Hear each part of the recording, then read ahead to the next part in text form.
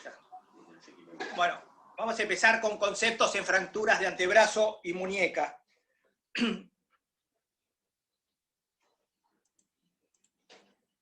Hablando de generalidades de antebrazo, fíjense que es una patología que se da netamente en chicos, 40 cada 10.000 niños, y en cambio en adultos es 1 cada 10.000. Y de estos niños, 50 y 50 con respecto al sexo. Las funciones más importantes que tiene el antebrazo, que son muchas, es fundamentalmente lograr la pronosupinación para posicionar la mano en cualquier lugar del espacio, la transferencia de cargas, la mano le pasa al antebrazo las cargas que soporta y el antebrazo a su vez la pasa al brazo, y ser inserciones musculares, o sea, en lugar de inserciones musculares, de potentes músculos flexores y extensores de muñeca y mano. Clasificación hay varias, pero bueno, acá en la residencia nos manejamos generalmente con la de la AO, que la divide en 3 rubros. Es el segmento 2-2 y las A1 es el cúbito fracturado con el radio intacto, las A2 es el radio fracturado con el cúbito intacto, y la A3, ambos huesos de antebrazo con un trazo simple. En las B1 ya el radio está intacto, pero fíjense, el cúbito tiene un segmento en la ala de mariposa. Las B2 es a la inversa, el radio es el que tiene el segmento en la ala de mariposa y el cúbito está intacto. Y en la B3, uno de los dos tiene el segmento en ala de mariposa y el otro un trazo simple. Y en la clasificación de la AO siempre, la C1 es una fractura del cúbito compleja, con un segmento intercalar, y el radio simple. La C2, un segmento intercalar en el radio, o una conminuta, y el cúbito simple. Y el 3, cualquiera de los dos puede tener la fractura, o ambos tienen fracturas conminuta o complejas. Diagnóstico. El diagnóstico se hace generalmente con una radiografía de frente y perfil, como vemos acá, pero con una condición: tiene que abarcar, y siempre tenemos que ser en eso bastante estrictos, tenemos que abarcar la muñeca y el codo. No tenemos que suscribirnos solamente ver la diáfisis, porque corremos el riesgo de tener asociadas, como por ejemplo la fractura de Galeazzi, que todos saben que es la diáfisis radial inferior, más una luxación radiocubital inferior, o la de Montegia, que cursa con una fractura de diáfisis cubital, más luxación de la cúpula radial. Por eso es importante siempre pedir frente-perfil, pero abarcando las dos articulaciones, tanto cúbito como radio. Incluso hasta coles también podemos tener asociadas. ¿Cómo la vamos a tratar? Bueno, hay muchos estudios, pero desde hace muchísimos años que se viene investigando. Desde el 87 nos hablan, Hager, por ejemplo, que hay que tratarla como una fractura articular.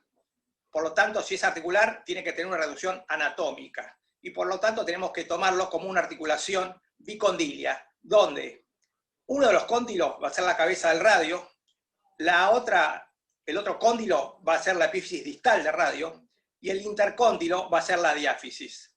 En este radio no tenemos ninguna alteración, pero cualquier fractura que podamos tener que no haya hecho una reducción anatómica nos va a dar alteración del eje.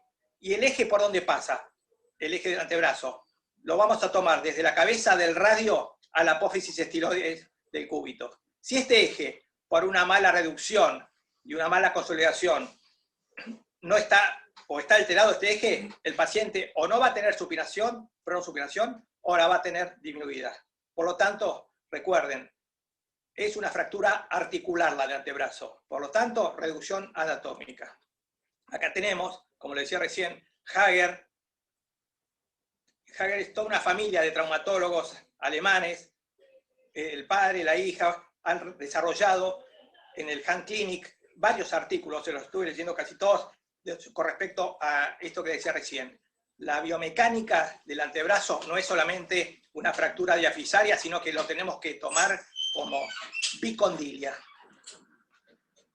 Después apareció Sauberian aproximadamente en el año 2011 con este trabajo, donde él habla de la función tan importante que cumple la membrana interósea. Esta membrana interósea no solamente une a los dos huesos, sino que además le va a pasar toda la carga del radio al cúbito, por eso tiene que estar indemne, y además de pasar la carga, va a hacer que estos dos huesos estén unidos, tanto transversalmente, por lo tanto va a mantener ese eje transversal, como longitudinalmente. Por eso es similar a la membrana interósea de la pierna. Siempre se dice que son articulaciones homólogas, ¿no? O segmentos homólogos. Ahora, nosotros siempre vemos chicos que tienen esta fractura, fíjense, decía de 40 cada 10.000, y tenemos la imagen que nuestros profesores siempre nos dijeron, que el chico remodela. Hay muchísimos estudios, entre esos Dimitrios, Vitas, que dan un corte. No, el chico no se puede esperar hasta los 15, hasta los 18. ¿Por qué? Porque no va a remodelar el 100%. Y como les dije recién, esto se tiene que tomar como una reducción anatómica. Por lo tanto, tiene que quedar perfecto, si no el chico no va a tener pronosupinación. Acá tenemos varios trabajos que les estuve investigando, donde todos aseveran lo mismo. El chico a los 11 años remodela al 100%. Después de los 11, la remodelación es parcial. Por lo tanto, después de los 11 años hay que plantearse la cirugía. Esto es cúbito y radio, y esto es una tibia. Como le decía recién, son homólogas, y tanto en cúbito radio como en tibia, para estos autores, el corte es a los 11 años. ¿Y cómo lo vamos a manejar el tratamiento de las fracturas de cúbito y radio quirúrgicas? Esto es una sugerencia. ¿Por qué digo sugerencia? Porque lo he leído en varios libros donde categóricamente dicen que no hay que hacer un abordaje para ambos huesos, sino que hay que hacer un abordaje cuando hay una fractura de los dos huesos, ¿no? Por supuesto, cúbito y radio, una para cada uno. Pero hablándolo con muchos especialistas conocidos del hospital, incluso con el jefe nuestro, él me ha comentado que no ha tenido problemas haciendo un solo abordaje. Pero en la bibliografía que he leído, sugieren que hacer un abordaje para cada hueso disminuye esto, la sinostosis cúbito radio, ¿no? Las fracturas se pueden utilizar o se pueden abordar de dos maneras. Uno, el abordaje habitual que hacemos, que es el de Henry, o el posterolateral. Esto no va a depender de nada, solamente de la preferencia del cirujano. Si estamos hablando de pronto que hay lesiones de piel, es otra cosa, pero si es una fractura cerrada, realmente el abordaje de Henry se puede hacer perfectamente y se puede llegar a todas partes del hueso. Pero hay traumatólogos que prefieren el de Thompson, por eso lo vamos a describir someramente. El de Henry, entonces, es anterior, y el de Thompson es, como ven en este dibujo, posterolateral. La vía de abordaje del de Henry es del canal bicipital externo a la apófisis estiloide radial. Se aborda entre el supinador largo y el palmar mayor, como vamos a ver ahora, reduciendo la lesión del interóseo posterior radial que va por el supinador. Fíjense, la línea de puntos va desde el canal bicipital externo hasta la apófisis estiloide. Este es el abordaje que tenemos que hacer amplio. Entonces, como les decía recién, se aborda desde el canal bicipital. Acá vamos a tener al músculo, el supinador largo, que es este. Con él vamos a llevarnos el interóseo posterior, y por debajo vamos a tener justamente el palmar mayor, con el cual la arteria la vamos a rebatir, y ya nos vamos a encontrar con el músculo supinador, el pronador redondo, que es este en el fondo. Esta es la arteria y este es el pronador. Le repito, la incisión, el tercio medio, y quería explicarles un poco esto. Cuando hacemos el abordaje y llegamos al pronador redondo, generalmente el pronador redondo nos molestaría un poco, nos taparía la reducción. Por lo tanto, se hace una tenotomía algunos las hacen en Z, hay distintas maneras. Se coloca la placa, acá la tenemos, y luego lo podemos hacer la anterorrafia para que este músculo no pierda la función y el paciente tenga una buena pronosuspiración. Entonces, este es el concepto más importante, hacer la sección del músculo coronado redondo, colocar la placa, que es esta, y luego hacer la sutura nuevamente. ¿Cuáles eran los peligros? Lo que les decía recién, el nervio interóseo, que lo llevábamos con el músculo, la arteria radial, que desciende por debajo del braquio radial, y la arteria radial, que justamente va por el medio del antebrazo. Para eso tenemos que saber anatomía.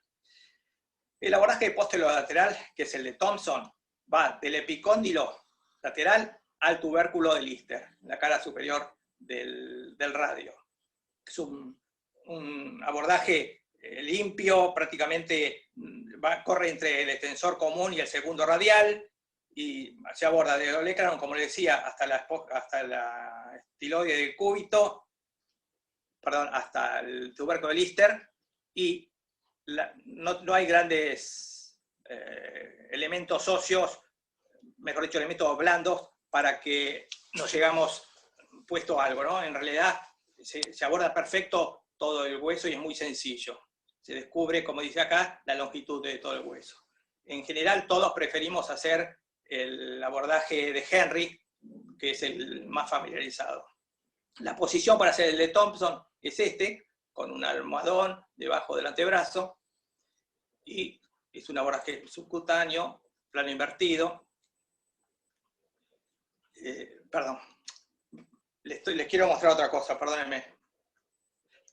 Me está tapando, por eso acá tengo un cartel que no me deja ver. Esta es la incisión para el cúbito, disculpen. El abordaje es muy sencillo. Pone descubierto, como le decía, todo el hueso. Esto es para el cúbito. El anterior, el de Thompson, era para el radio. El cúbito sí, se hace en esta posición. Es un abordaje posterior. Se hace justamente subcutáneo, desde el olecranon, ahí sí, hasta la apófisis estiloides del cúbito, entre medio de los dos músculos cubitales, el cubital anterior y el cubital posterior, y teniendo el reparo del nervio interóseo posterior y el nervio cubital, se llega perfectamente al plano de hueso, se llega desde un abordaje bien amplio, se hace la reducción y después se sutura por planos. Los peligros, como por supuesto, es el nervio cubital y la arteria que van juntos, pero haciendo un abordaje prolijo nunca vamos a tener problemas. Entonces, en el radio, recuerden, las fracturas bifocales pueden ser tratadas con una placa de comprensión. Y tenemos que tener la estabilidad absoluta. Las fracturas complejas, por supuesto, las multifragmentarias, no vamos a tener una estabilidad absoluta, sino una relativa. Recuerden que en esta fractura simple, la placa que coloquemos tiene que tener 8 o 9 veces el diámetro de la fractura simple de la fractura. En cambio, en las multifragmentarias, la placa tiene que tener 3%, 3 veces el tamaño de la placa. La reducción generalmente empieza en el cúbito. Si uno lee la bibliografía, dicen, hay variables, algunos empiezan por el radio, pero lo que se sugiere es comenzar con el cúbito haciendo una reducción transitoria, con clavijas, luego abordar el radio. ¿Para qué? Para ver la longitud que tenemos. Entonces el radio, ya con el cúbito transitoriamente reducido, al radio sí, lo fijamos con la placa y tornillos, y luego definitivamente volvemos al cúbito. Y ya tenemos los dos huesos sintetizados. Por supuesto, nunca realizar la fijación definitiva del hueso hasta que el otro no lo hayamos reducido, por lo menos parcialmente, ¿no? Si no, después nos podemos encontrar que la longitud no nos da. La placa se sugiere que tenga un segmento de 4 agujeros por cada lado de la fractura y aplicar 3 tornillos bicorticales en cada uno de los fragmentos principales. Las placas que hoy se están usando son las LSP, que la verdad que andan perfectas y no tenemos que estar dándole el contorno anatómico, por ejemplo, en el radio, que tiene esa doble curvatura. Acá tenemos distintos trabajos que hemos investigado, porque hay distintas variantes de osteosíntesis. En ese trabajo que recién le mostraba, hablan sobre colocar un clavo de Ender en el cúbito y una placa en radio, colocar en ambos huesos 2 clavos endomedulares o un endomedular en radio y una placa en cúbito. Y en el último caso, 2 placas.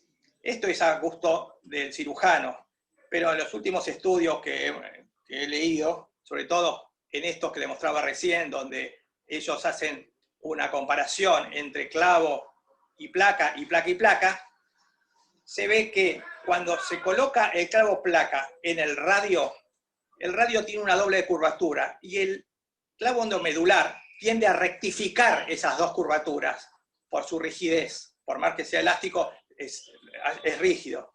Entonces, al perder el radio, esa doble curvatura, el paciente va a tener limitación para la pronosupinación. Si no, bien no la va a abolir, pero va a tener una limitación. Por eso, en la radiografía actual, se dice que es preferible tener 2 placas o una placa en el radio y un endomedular en el cúbito. Acá tenemos ejemplos de 2 placas, acá con un enclavijado, y esto es lo que no se sugiere actualmente, el endomedular en el radio. Estuve buscando artículos para resumir, y por ejemplo, en México, ellos hicieron con un clavo bloqueado de titanio no fresado, con 2 tornillos, uno proximal y uno distal. Y este artículo habla que lograron mantener una muy buena longitud ósea, lograron que no rote, por supuesto, con el endomedular, y fundamentalmente con un mínimo abordaje. No tenían que hacer ninguno de los abordajes que yo le describí. Siguiendo con los trabajos evaluados, en la Facultad de Medicina de Rosario, hicieron otro trabajo sobre 33 pacientes, y como dice aquí debajo, en el 90% obtuvieron excelentes o buenos resultados con el endomedular tratando estas fracturas.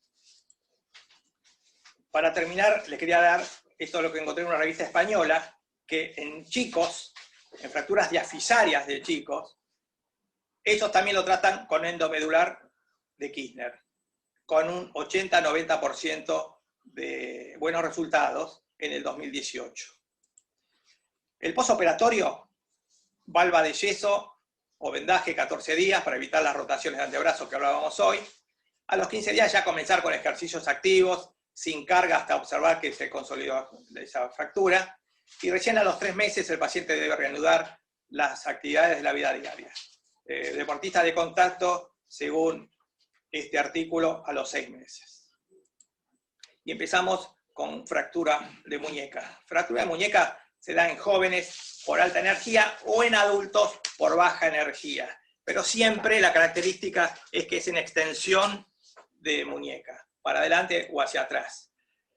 Desde ya no voy a entrar en cada una de estas porque serían una clase y no es el objetivo, pero tenemos fracturas en extensión o fracturas volares. Y acá tenemos una descripción de cada una de ellas, volares como la Coles, la Barton, las dorsales como la Coles, la Barton dorsal, a volar como la Smith o la Barton invertida, y después tenemos la de impactación del semilunar, que es la de Punch, y la de la apófisis estiloides, que es la de Schoffer. Nosotros normalmente pedimos una radiografía frente y perfil, y realmente con una frente y perfil podemos evaluar muy bien el trazo de fractura. Pero sería necio negar que con una tomografía computada no solamente vamos a confirmar el diagnóstico, sino que incluso nos podemos en nuestra mente rearmar la fractura y saber cómo la vamos a sintetizar. Algunos podemos pedir una resonancia si creemos que los multifragmentos arrasaron con parte de los ligamentos que nosotros necesitamos que estén nuevamente en su lugar para mantener la estabilidad de la muñeca. Ahora, hablando un poco de las radiografías, cuando tenemos una fractura obvia, no hay ningún problema, pero muchas veces tenemos pequeñas fracturas, pequeños fragmentos que si nosotros no tomamos todas estas medidas, no las podemos llegar a encontrar. La angulación radial es de 22 grados, eso ahora les voy a explicar cómo la medimos. la variación cubital de 1 milímetro, la altura radial es de 11.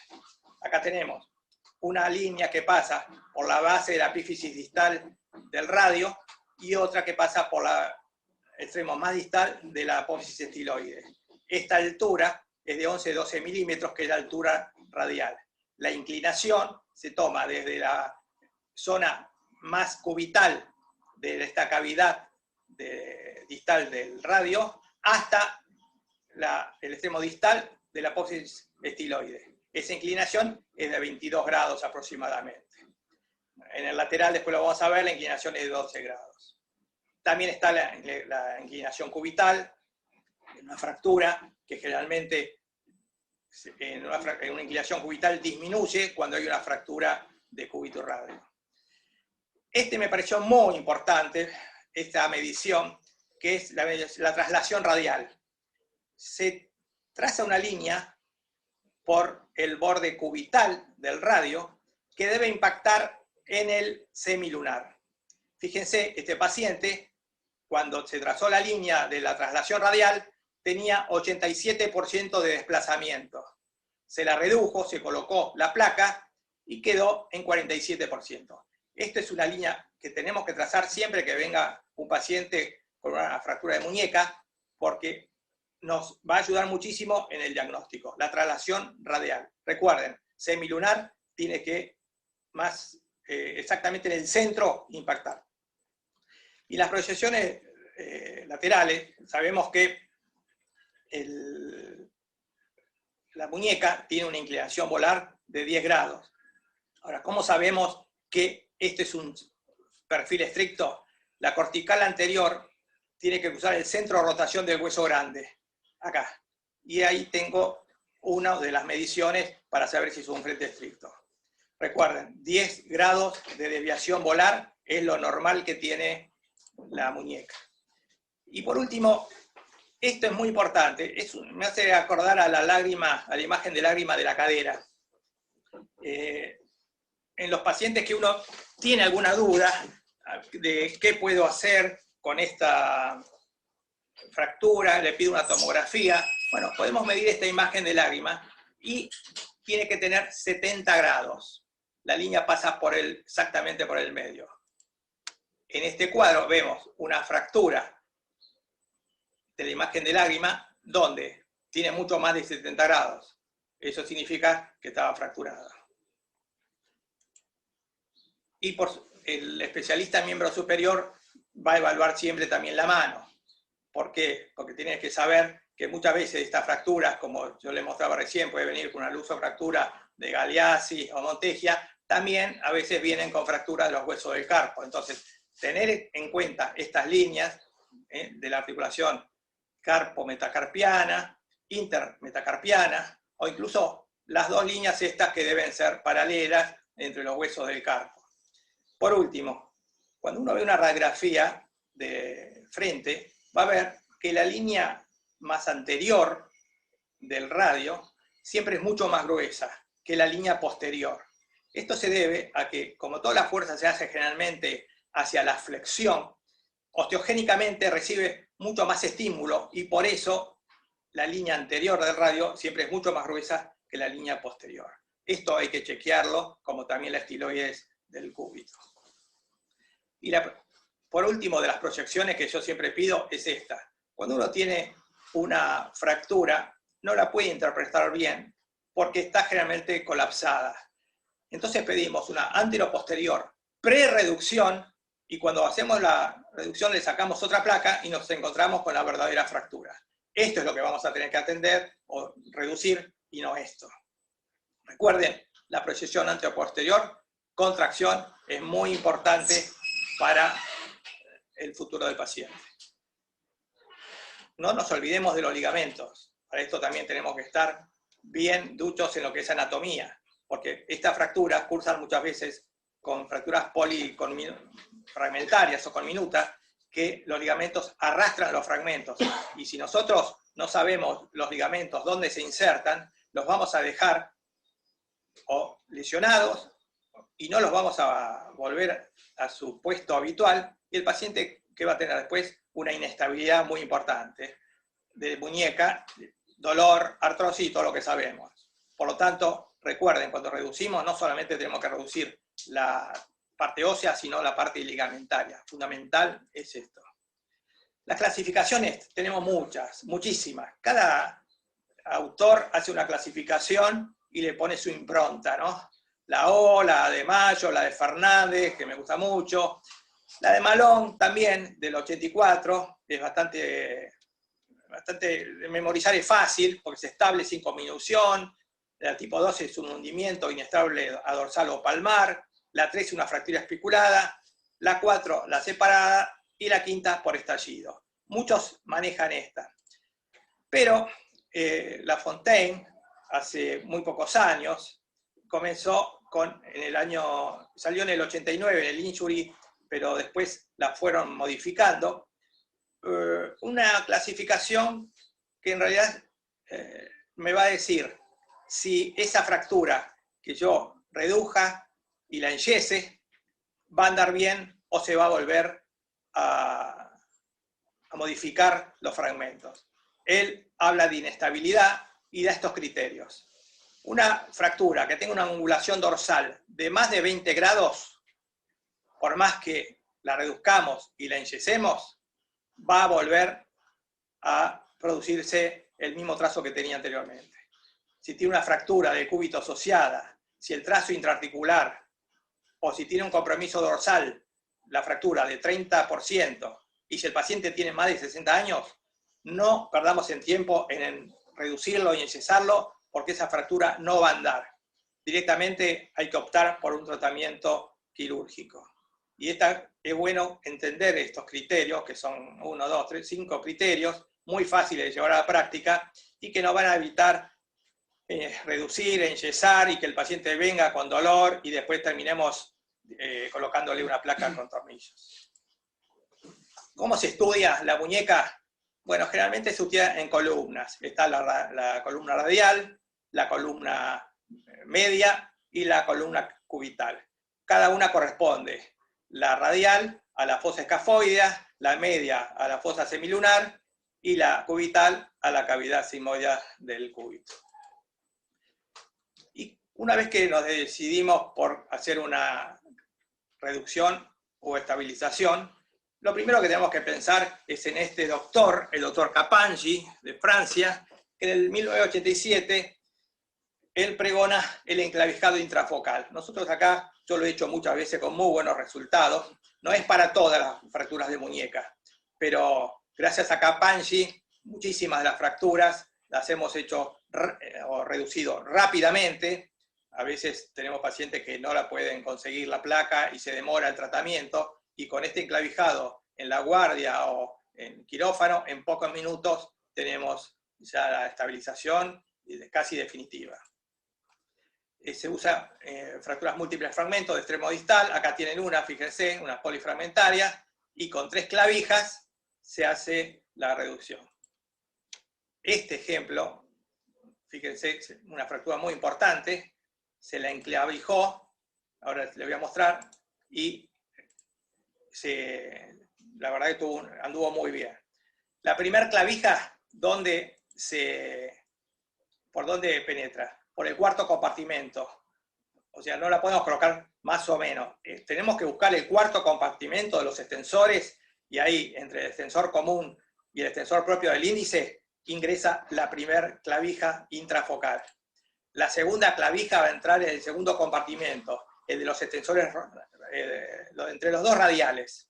Y si veo que me falta, acá justo, un poco de altura, coloco una tercera clavija por el primer compartimento, por donde pasa el abductor largo y el extensor largo del pulgar, para elevar el trazo. Y ya con estas 3 clavijas tengo una reducción, que incluso puede ser transitoria, pero muchas veces, y sobre todo en hospitales del conurbano bonaerense, es definitiva. Acá tenemos un ejemplo de las 3 clavijas. Son intrafocales. Acá tenemos más. Y algunos hasta incluso le ponen 4 clavijas. Capanghi describió 3, pero eso según las necesidades y los fragmentos que tenga la fractura. Un tips que les quiero dar es cortar las clavijas lejos del foco, no dentro de la piel. ¿Por qué? Porque la clavija tiene que tener una acción intrafocal. Si nosotros la cortamos muy al ras, va a tener un desplazamiento secundario y no va a andar, y el paciente va a tener una pseudoartrosis y no va a consolidar. ¿Cuánto tiempo la dejamos? Generalmente 6 semanas. Lo vamos viendo con rayos, y a las 6 semanas se saca la valva, el yeso y las clavijas. Como yo le dije hoy, es un buen método, pero no es el mejor.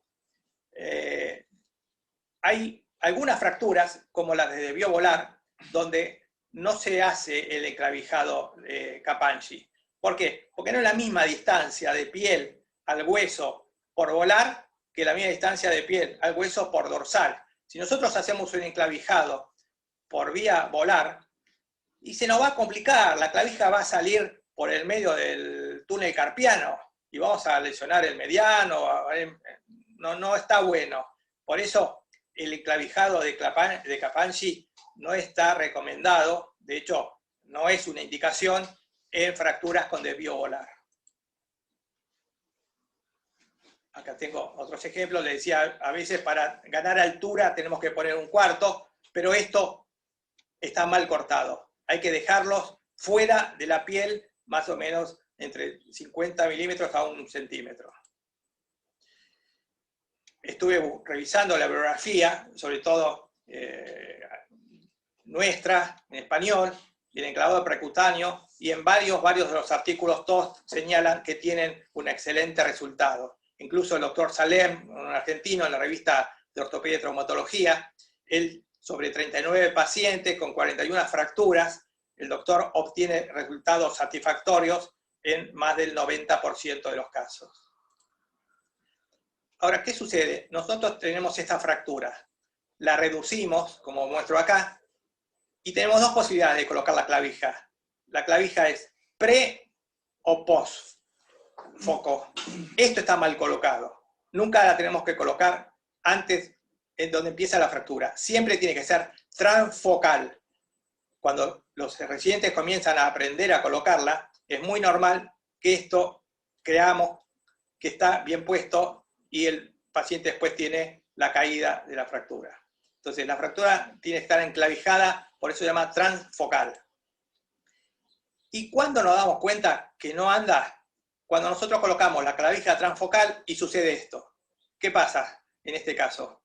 No hay una cortical volar que me esté sujetando el trazo. Por lo tanto, la fractura era a dorsal y a volar. Acá en este caso directamente, bueno, acá no se nota bien en la foto, esto no hay posibilidades. O cambiamos el enclavijado, el paciente termina con muchas clavijas, o directamente pasamos a una placa con tornillo.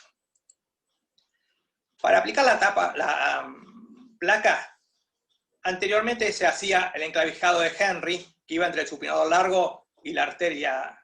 Hoy en día se hace justamente el modificado, que va entre la arteria y la vaina del palmar mayor. La vaina no se incide, porque cuando se incida la vaina, va a haber una fibrosis tal que el paciente va a tener después una disminución de la extensión de la muñeca. Por eso el de Henry modificado, que es este, se ingresa entre la vaina del palmar mayor y la arteria. Llegamos, desinsertamos el pronador cuadrado en forma de L, y teniendo en cuenta de algo que les quiero comentar, que es la línea de inserción de divisorias de agua. ¿A qué se le llama línea de divisoria de agua? A la inserción más distal del pronador cuadrado. Esta, acá. Esta es la línea divisoria de agua. Ninguna placa que coloquemos tendría que pasar esta línea. Por ejemplo, esta placa está bien colocada, como la ven acá. ¿Por qué? Porque no pasa la línea divisoria. ¿Cuál es el problema? Que acá tenemos el pronador redondo, nosotros cuadrado. Tenemos los tendones que van a pasar por los flexores, y si colocamos la placa a este nivel, los tendones van a comenzar con una tenosinovitis y por último se van a ir lesionando y hasta incluso cortándose. Y el dolor insoportable. Por eso, tener en cuenta cuando hacemos la osteosíntesis con la placa por vía volar, la línea divisoria de aguas. es esta, acá. Este es el margen distal del pronador cuadrado. Hasta acá puede ir nuestra placa. Si la colocamos luego hacia distal, esto no va a andar. Y acá les quiero mostrar. Esta placa, ¿qué opinan? Está muy bien colocada. Acá yo le diría al paciente, mire, tuvimos que colocársela la placa muy dentro de la muñeca, si le duele vamos a tener que sacarla. Y esta está muy mal colocada. Yo no digo que esté mal colocada porque se equivocaron, seguramente tenían un fragmento muy distal y optaron por colocar la placa casi intraarticular. Entonces acá, ¿qué le digo al paciente? Mire, tuve que colocar la placa en un lugar donde le va a doler, por eso una vez que logremos la consolidación, la voy a tener que ingresar nuevamente al quirófano y esta placa la voy a tener que retirar. Hay que avisarle al paciente. Entonces, esta está muy bien colocada, esta no tan bien colocada, y esta realmente, salvo que haya habido, como les comentaba, un motivo importante, esto está muy mal colocado. Creo que se entiende, ¿no? Ahora, tenemos este tipo de fracturas que son multifragmentarias, que generalmente son a dorsal, y hay un axioma que decía, las fracturas por orientación dorsal, abordarlas por dorsal. Las fracturas orientadas hacia volar, por volar. Bueno, en el año 1990 aproximadamente, se empezaron a hacer justamente abordajes por vía dorsal. Y tenían, según ellos, buenos resultados. Pero a los 10 años comenzaron a hacer estudios de qué pasaba con estos abordajes y realmente ninguno andaba bien. Pero ¿cuál era el problema? Que estaban aplicando placas que eran para volar en un lugar dorsal, donde la anatomía es totalmente distinta. Entonces, el paciente al principio andaba bien porque tenía estabilizada la fractura, pero cuando hacían los estudios de complicaciones, veían que realmente no había motivo que justificara colocar una placa volar a dorsal, porque las complicaciones eran muy, muy importantes. Entonces empezó a fabricar, que es lo que tenemos ahora, las placas de dorsal que ahora vamos a hablar. Un poco retomando el tema de recién, pasaba esto. Cuando tenemos una fractura volar, con fragmentos, fíjense, muy, muy desplazados hacia dorsal, el traumatólogo coloca la placa o tornillos, pero sabiendo que si este tornillo protuye la cortical, acá tenemos los tendones extensores y va a terminar lesionando los tendones extensores. ¿Se dan cuenta? Esto es una placa de volar a dorsal. Entonces, ¿qué hacemos? Colocamos tornillos que en vez de tener el 100% de su longitud, colocamos tornillos como estos dos de 75%, que no nos llega a sujetar esos fragmentos que nosotros, como les decía hoy, tal vez tengan inserciones ligamentarias. ¿Y qué hacíamos? Esto, a un procedimiento que era definitivo, como esta placa, está muy bien colocada, con tornillos, le colocábamos unas clavijas para sujetar justamente estos fragmentos que eran transitorios. Y entonces estábamos mezclando dos tipos de tratamiento, uno definitivo con uno transitorio. Y si bien no solucionaba el problema, no está bueno. Esto no está bueno, tener una resolución mitad y mitad. Por eso se comenzó a trabajar en la fabricación de estas prótesis o de estos elementos de osteosíntesis, estas placas, para vía dorsal. Tenemos acá varios trabajos donde compararon las dos placas, dorsal con la palmar, y sí, realmente en el Dash Score, fíjense acá, nos dice que realmente tener una placa dorsal que correspondía a una volar no tiene sentido. Después comenzamos a tener el 2006, 2010, 2007, distintos trabajos donde ellos ya colocaban placas de diseño para dorsal y tenían muy buenos resultados, prácticamente los mismos, o en realidad las mismas complicaciones que tenían por volar. O sea que tenían buenos resultados. Y acá las tenemos. Generalmente, para las placas de diseño dorsal, se colocan en el segundo, se colocan de a 2. Hay algunas fracturas que vienen en en extensión, y solamente con flexionar la muñeca se reducen solas. Entonces, esa placa lo único que necesita es una placa de sostén y nada más. Pero cuando tenemos fracturas multifragmentarias, tenemos que abordar por dorsal, se pone una con 2 vástagos o directamente, esto es lo nuevo, esto es lo último que se está colocando. Y acá tenemos el ejemplo. Siempre respetando las curvas, las mediciones que le dije al principio.